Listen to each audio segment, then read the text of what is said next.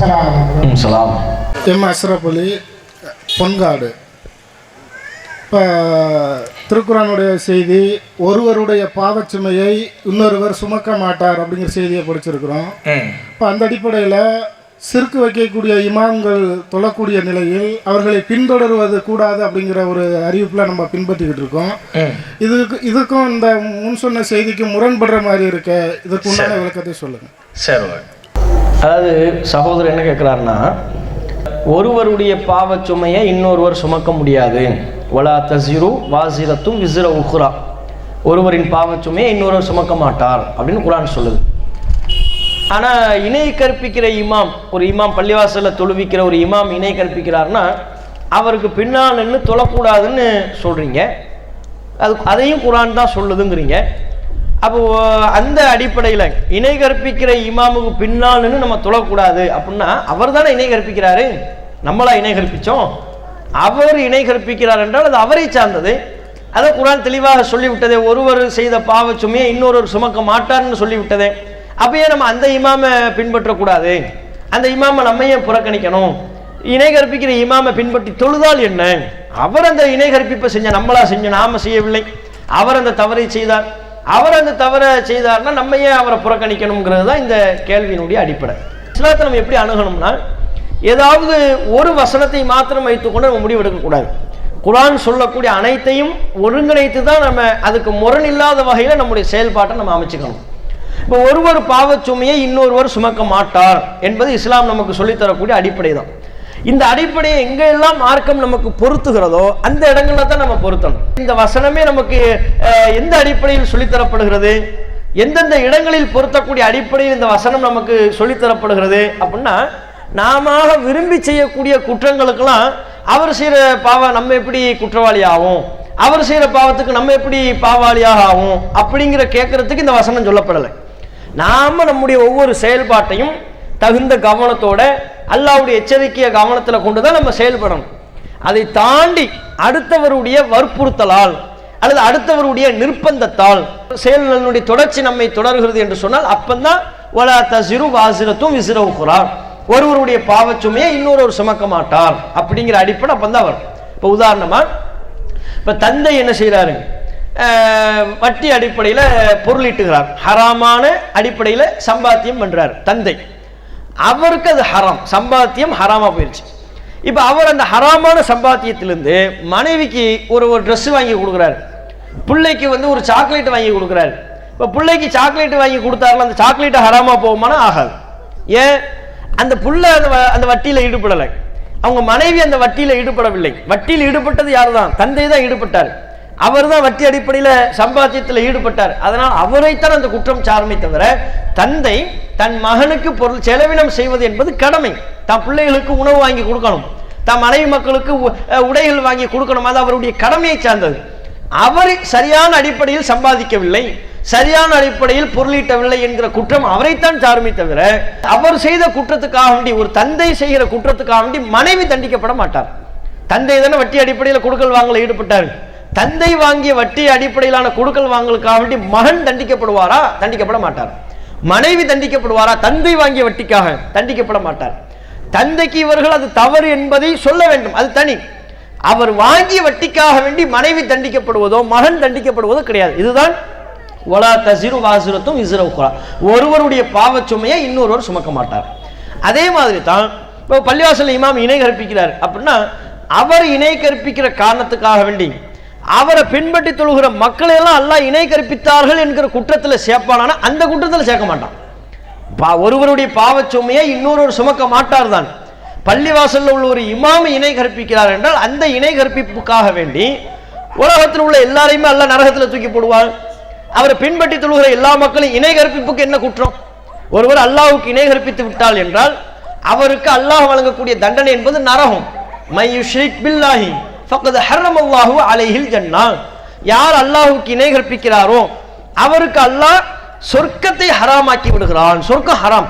அல்லாஹ்வுக்கு ஒருவர் இணை கற்பித்து விட்டால் அவருக்கு சொர்க்கம் ஹராமாகி விடுகிறது. அப்போ சொர்க்கம் ஹராம்னா அவர் எங்கே தான் போவார்னு அர்த்தம்? நரகத்துக்கு. சொர்க்கம் ஹராம் ஆயிடுச்சுன்னா ஆட்டோமேட்டிக்காக அவர் எங்கே போவார்? அல்லாஹ்வுக்கு இணை கற்பிக்கிற நபர் நரகத்திற்கு சென்று விடுவார். அப்போ இந்த தண்டனையை அவரை பின்பற்றி தொழுகிற எல்லா மக்களுக்கும் இதே தண்டனை அல்லாஹ் கொடுப்பானா? ஒருவர் செய்த பாவச்சுமையை இன்னொரு மீது அல்லாஹ் சுமத்த மாட்டேன். இமாம் இணை கற்பிக்கிறார்னா அந்த இணை கற்பிப்பின் பாவம் அவருக்கு தான். அந்த இணை கற்பிப்பின் தீமை பின்பற்றி தொழுகிற பிற மக்களை சாராது. இப்போ நம்ம அந்த பேசிக்கல நம்ம சொல்லலை, அது தனி. அல்லாஹ் ரப்பல் ஆலமீன் இந்த அடிப்படை நமக்கு சொல்லி தந்ததை போலவே சில பல விஷயங்களை புறக்கணிக்க வேண்டும் அப்படிங்கிறதை அல்லாஹ் நமக்கு சொல்லி தந்திருக்கலாம். இந்த விஷயத்தை நம்ம தெளிவாக விளங்கணும். பாவம் என்பது ஒருவர் செய்த பாவத்திற்கு இன்னொருவர் தண்டிக்கப்பட மாட்டார். தந்தை செய்த பாவத்திற்கு தந்தை தான் தண்டிக்கப்படுவார், மகன் தண்டிக்கப்பட மாட்டார். மகன் செய்த பாவத்திற்கு மகன் தான் தண்டிக்கப்படுவார், அதுக்காக அவங்களுடைய தாய் தண்டிக்கப்பட மாட்டார்கள். அது மாதிரி இமாம் செய்யற குற்றத்துக்கு இமாம் தான் தண்டிக்கப்படுவார். அவரை பின்பற்றி அவரை இணை கற்பிக்கிறார்னா அவரை பின்பற்றி தொழுகிற மக்கள் இணை கற்பிப்பினுடைய குற்றத்தில் சேர மாட்டாங்க. ஆனா இன்னொரு வகை இருக்கிறது. இப்படி மார்க்கம் நமக்கு சொல்லி தந்ததை போலவே இன்னொரு வகை மார்க்கம் சொல்லுது. என்ன சொல்லுது? ரசூலுல்லாஹ் என்ன சொன்னாங்க? உங்க கண்ணுக்கு முன்னால ஒரு தீமை நடந்தா அந்த தீமை நடைபெறுகின்ற பொழுது நம்ம எப்படி நடந்து கொள்ள வேண்டும் அப்படின்னு நமக்கு சொல்லி தந்தாங்களா இல்லையா? மன்ரா மின்கும் முன்கரன் ஃபல்யுகையிருஹு பியதிஹி. உங்களை யாரு உங்க கண்ணுக்கு முன்னால தீமையை பார்க்குறீங்களோ அவங்க கையால் தடுக்கட்டும். இல்லாவிட்டால் ஃபைல்லம் யஸ்ததிஅ ஃபபிலிசானிஹி, முடியாவிட்டால் நாவால் தடுக்கட்டும். ஃபைல்லம் யஸ்ததிஅ ஃபபிகல்பிஹி, அதற்கு முடியாவிட்டால் உள்ளத்தால் வெறுத்து ஒதுங்கட்டும் என்று நபிகள் ஸல்லல்லாஹு அலைஹி வஸல்லம் சொல்றாங்க. ஒருவர் செய்த பாவத்திற்கு இன்னொருவர் தண்டிக்கப்பட மாட்டார் என்று சொன்னார்களோ அதே நபிகள் நாயகம் அவங்க தான் சொல்றாங்க, உங்க கண்ணுக்கு முன்னால தீமையை பார்த்தா நீ வேடிக்கை பார்த்துக்கிட்டு இருக்காத, அமைதியா இருக்காத, அந்த தீமையில பங்கெடுக்காத, கையால் தடுக்க வேண்டிய கடமை உன்னை சார்ந்தது. இல்லாவிட்டால் நாவால் தடுக்க வேண்டும். இல்லாவிட்டால் ஃபபி கல்பிஹி, உள்ளத்தால் வெறுத்து அந்த சபையை விட்டு ஒதுங்கி விட வேண்டும், புறக்கணித்து விட வேண்டும். இப்படின்னு மார்க்கம் சொல்லுச்சு. ரசூலுல்லாஹ் சொல்றாங்க, குர்ஆன் வசனங்களை புறக்கணிக்கக்கூடிய ஒரு சபையா இருந்தா அந்த சபையில நம்ம போய் உட்காரக்கூடாதுங்கிறான். அவங்க செஞ்ச பாவம் அவங்களுக்கு தானே, ஏன் அல்லாஹ் அப்படி சொல்றான்னு கேட்க இயலுமா? அவங்க செஞ்ச பாவம் அவங்களுக்கு தான், நீ அந்த சபையில உட்காரக்கூடாதுங்கிறது உனக்குரிய பாவம். அல்லாஹ்வுடைய அந்த உத்தரவை மீறி சபையில உட்கார்ந்தோம்னா அவங்க செஞ்ச பாவத்துக்காக வேண்டி தண்டிக்கப்படலை, அந்த நபர் செய்கிற பாவத்திற்காகத்தான் தண்டிக்கப்படுகிறார். விளங்குதா உங்களுக்கு? அப்போ இப்போ எப்படி மார்க்கத்துக்கு எதிராக நடைபெறக்கூடிய சபைகள்ல நம்ம போய் உட்காரக்கூடாது என்று அல்லாஹ் நமக்கு சொன்னாலும் மீறி உட்கார்ந்தா அது அவர் செய்த குற்றமாக ஆகுமோ? அந்த சபையில் உள்ள பிற மக்கள் பேசுகிற பாவத்தை இவர் தலையில் அல்லாஹ் போடலை, நீயே பாவம் பண்ணி விட்டாய், அந்த சபையில போய் உட்கார்ந்து விட்டாய், என்னுடைய உத்தரவை நீ மீறி விட்டாய், என் வார்த்தையை நீ மதிக்கலை, அதனால நீயும் பாவம் செய்தவன் என்று அல்லாஹ் இவர் தலையிலும் பாவத்தை சுமத்துகிறான். இதுதான் அடிப்படை. இது மாதிரி தான் இணை கற்பிக்கிற இமாம நம்ம இமாமா ஏற்றுக்கொள்ள கூடாது, அவருக்கு அந்த தகுதி இல்லைன்னு அல்லாஹ் சொல்லிட்டான். மா கான லில் முஷ்ரிகீன அய்யஅமுரு மசாஜிதல்லாஹ், யார் அல்லாஹ்வுக்கு இணை கற்பிக்கிறார்களோ அவர்கள் பள்ளிவாசலை நிர்வாகம் செய்ய தகுதியற்றவர்கள், பள்ளிவாசலை நிர்வாகம் பண்ண கூடாதுன்ட்டான். பள்ளிவாசல் நிர்வாகம்னா என்ன? ரசூலுல்லாஹ் காலத்தில் பள்ளிவாசல் நிர்வாகம் என்று எவை இருந்தது? இமாமத்தும் முஅத்தின் பாங்கு சொல்வதும் தான் பள்ளிவாசல் நிர்வாகமா இருந்துச்சு.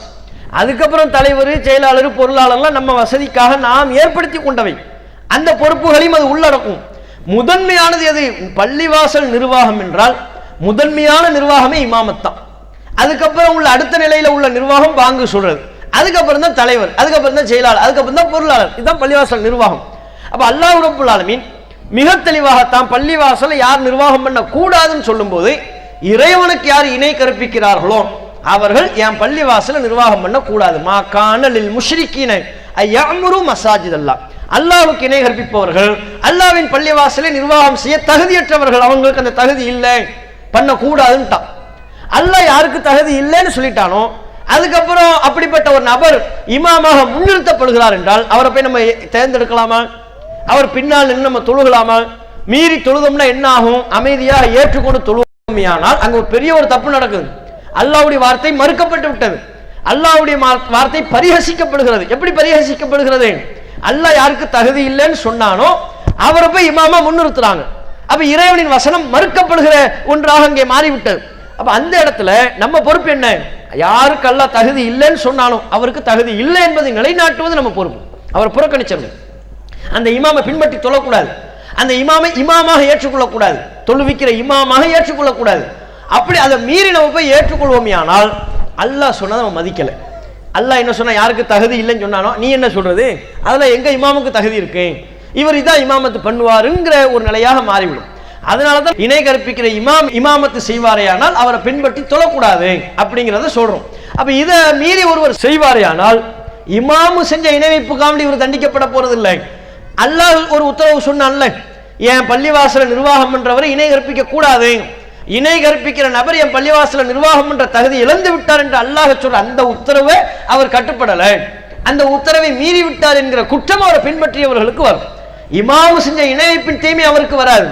அல்லாஹ்வுடைய உத்தரவை அவமதிச்சிட்டாரு, அல்லாஹ் யாருக்கு தகுதி இல்லைன்னு சொன்னானோ அவருக்கு இவர் தகுதியை கொடுத்து விட்டார் என்கிற குற்றம் வரத்தான் செய்யும். அதனால தான் நம்ம இணை கற்பிக்கிற இமாம்களுக்கு பின்னால் என்று தொழக்கூடாதுன்னு சொல்றோம். இஸ்லாம் மற்றும் சமுதாய செய்திகளை அறிந்து கொள்ள தமிழ்நாடு தௌஹீத் ஜமாஅத் யூடியூப் பக்கத்தை உடனடியாக சப்ஸ்கிரைப் செய்து கொள்ளுங்கள். மேலும் பெல் பட்டனையும் கிளிக் செய்து கொள்ளுங்கள்.